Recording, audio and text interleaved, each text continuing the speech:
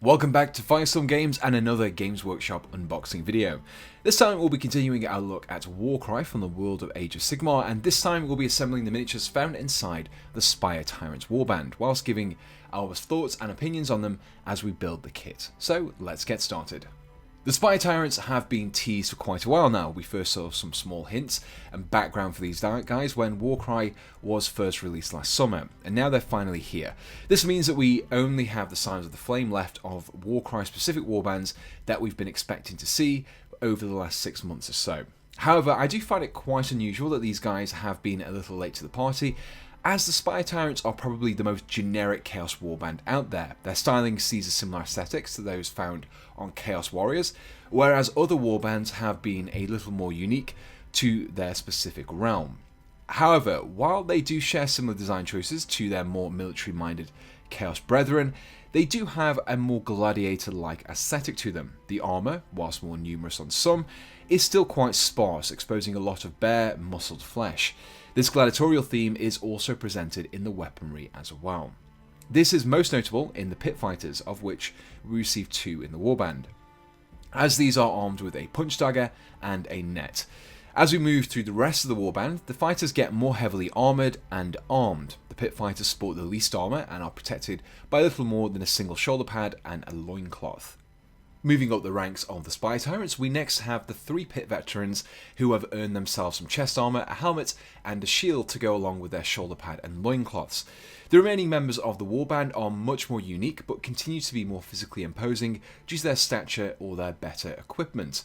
The first of these is the Frenzied Rager, the second Chaos Dwarf found among the fighters of Warcry, and as his name suggests, he is essentially a chaotic version of a Dwarden Slayer, equipped with 2 brutal weapons, a helmet, a beard, and little else. Proving that the Chaos Gods truly are equal opportunity employers, we next have the Bestigor Destroyer, who is of Beastmen stock. Even without the cloven hooves, this fighter is pretty hard to miss due to the large double-handed Morning Star that can be found slung across his shoulder. The next Spire Tyrant member, the Head Taker, can be found with equally intimidating 2-handed axe, which, based on his name, probably finds itself embedded quite deeply into his enemies' necks. Finally, we have the leader of this bunch of hardened killers, the Pit Champion. His armour is probably the most complete and ornate out of the whole warband, and to go along with extra armament, he carries some equally status-revealing weaponry.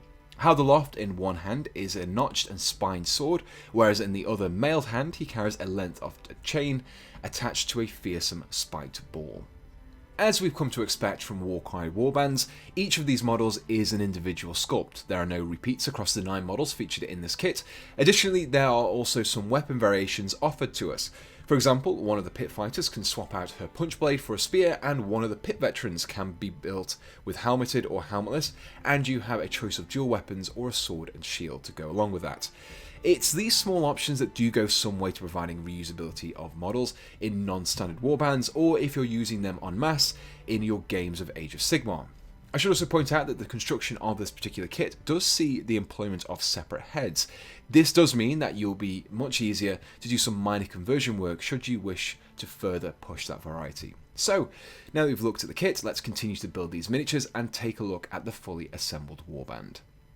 So whilst this particular warband is probably the least imaginative in their design out of all the warbands that we've seen so far, their execution has been done extremely well. Everything is nicely detailed, the poses are animated and diverse, and we do have some small degree of customization offered to us. Now if you're looking to pick up this warband, complete with the cards required to use them in games of Warcry, you can find them on the Firestorm Games webstore for at least 10% off the RRP, and you can find a link to their page in the description below. If you enjoyed this video, feel free to leave your comments and to subscribe to be kept up to date with all of our future videos. And so, we just want to finish off by saying a big thank you for watching this video, and we hope to see you again on Firestorm Games.